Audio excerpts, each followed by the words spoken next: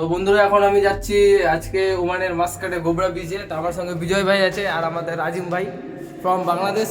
আর আমরা ভুল করে চলে আসছি অন্য ফ্লোরে।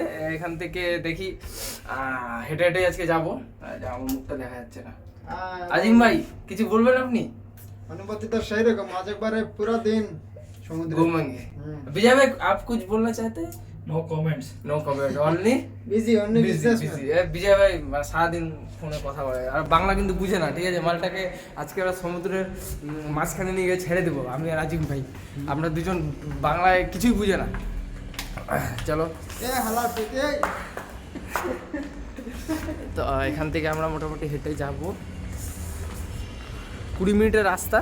আমরা এই যে এই বিল্ডিংটাতে থাকি, ঠিক আছে? আমাদের কি করব, গরিব মানুষ, আমাদের গাড়ি ঘোড়া কিছু নাই, আমরা হেঁটেই যেতে হবে, কিছু করার নাই। কি বল আজম ভাই?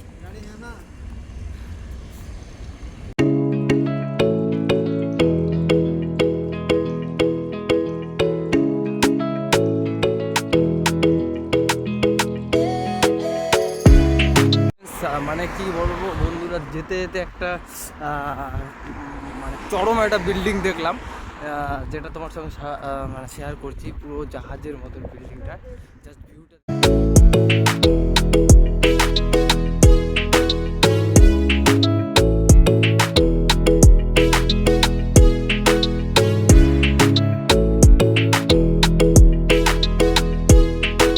আমি যেটা দেখতে পাচ্ছি এই মুহূর্তে, যে আমি এতদিন ধরে ভেবেছিলাম যে ওমানে আর কি ইন্ডিয়ান নেই গাড়ি, শুধু দেখেছি বেশিরভাগ হুন্ডার গাড়ি, টয়টার গাড়ি। তো এখন দেখতে পাচ্ছি মানে ওমানে টাটা কোম্পানির গাড়ি, যেটা ইন্ডিয়ান কোম্পানি, টাটা কোম্পানির। পুরো বাসগুলো দেখছি বেশিরভাগ টাটা কোম্পানির বাস। যেমন এই একটা টাটা কোম্পানির বাস, পিছনে সব স্কুল বাস যতদূর সম্ভব, ঠিক আছে? এই একটা বাস। যাই হোক, আজিম ভাই কিছু বলবেন নাকি? ভাই কিছু বলবেন? হ্যাঁ, আমরা মোটামুটি চলে এসেছি সমুদ্রের কাছে, এখনই ঝাঁপ দেবো সমুদ্রের মধ্যে। ভগবান জানে এটা কি, এটা কি জানো? এটা হোয়াট ইজ দিস? এটাকে আজিম ভাই আমাদের বাংলাদেশের চিটাগং তো নাকি? সিলেট মানে ওই নায়াদামান গানটা আছে না, ওই ওখানকার আজিম ভাইয়ের বাড়ির পাশে বলে শুট হয়েছিল গানটা। তো কিছু বলবো আজিম ভাই?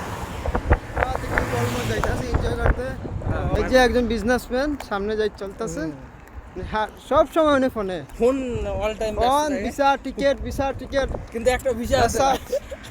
क्या बोलूं? হ্যাঁ, কিন্তু একটা ভিসা আছে না। कौन सा कंट्री का वीजा चाहिए? এই সাইডে ওকে। তো আমরা চলে এসেছি প্রায়, ঠিক আছে? এখন আমাদের ডান দিকে যেতে হবে, সিগন্যালে আছি, সিগন্যাল পার করে। আর একটা জিনিস বন্ধুরা, এখানে কিন্তু আমাদের দেশে যেমন ট্যাক্সি, তারপরে টোটো, অটো এইসব চলে, কিন্তু এই ওমানে কিন্তু এইসব চলে না। সব এই দেখো, সব এই দেখো গাড়ি দেখেছো, সব উবার সিস্টেম। আর প্লাস হচ্ছে হুন্ডা, টয়টা, সব এই গাড়িগুলো সব ট্যাক্সি হিসাবে ব্যবহার করা হয়।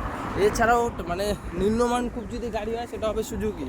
তাছাড়া সব ম্যাক্সিমাম গাড়ি হুন্ডায় বা টয়টা বা অন্য ম্যাক্সিমাম গাড়ি এখানে সব, মানে কি বলবো, না আসলে বুঝতে পারবো না। দেখো একটা মার্সিডিজ আসছে।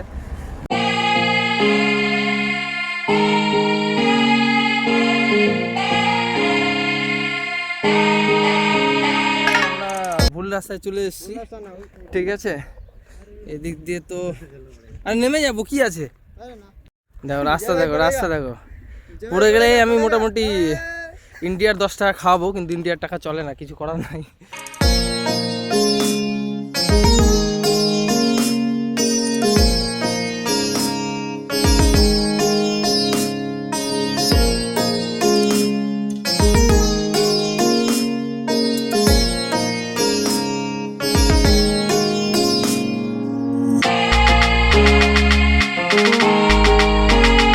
কাজ করছে এখানে। কটা থেকে কটা পর্যন্ত ডিউটি? 12টা অবধি, সকাল 6টা আর সন্ধ্যা 6টা অবধি। হ্যাঁ, তাহলে খাওয়া দাওয়া হয়ে গেছে? বাড়ি ভাই ইন্ডিয়া কলকাতাতে। চলো ভাই, টাটা, থাকেন তাইলে।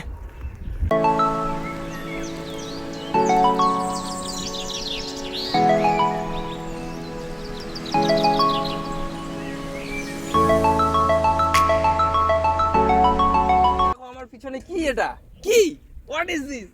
চলে এসেছি নিচে। ও যত মানে কি বলবো, 12 ঘন্টা ডিউটি করার পর মানে মাসে একবার কি দুবার যদি এখানে আসতে পারি মনটা একদম খুব ভালো হয়ে যায়। মানে কি বলবো, এমনি মোটামুটি অন্য জায়গায় একটু গরম, কিন্তু বিচের পাশে একদম সুন্দর ঠান্ডা বাতাস। মানে যে গরম লাগবে, যে এই যে মোটামুটি 10-15 মিনিট হেঁটে এসেছি, কোনো কিছু মনে হয় না। ও কি এটা!